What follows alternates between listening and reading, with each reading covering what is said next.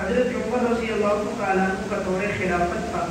حضرت عمر رضی اللہ تعالیٰ عنہ نے نافع بن عبد الحارث کو مکہ کا گورنر بنایا تھا۔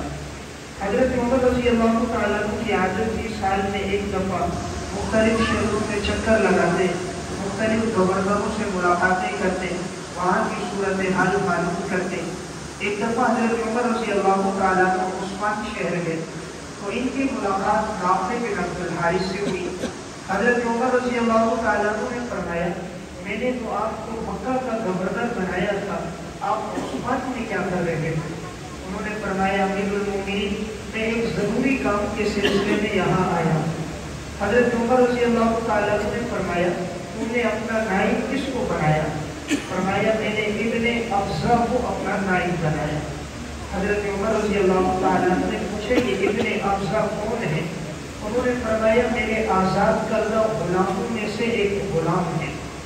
حضرت عمر رضی اللہ تعالیٰ عنہ نے فرمایا کیا آپ نے اپنے آزاد کردہ غلام کو مکہ کا نائب گورنر بنا دیا؟ کیوں بنایا؟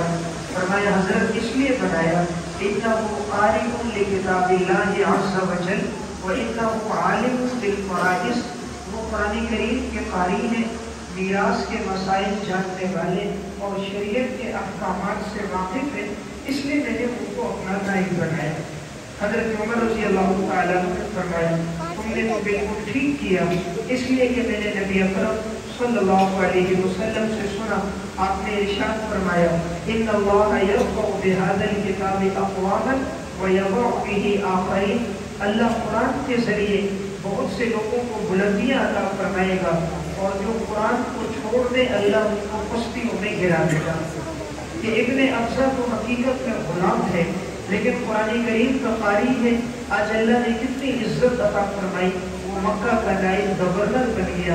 واقعہ سنا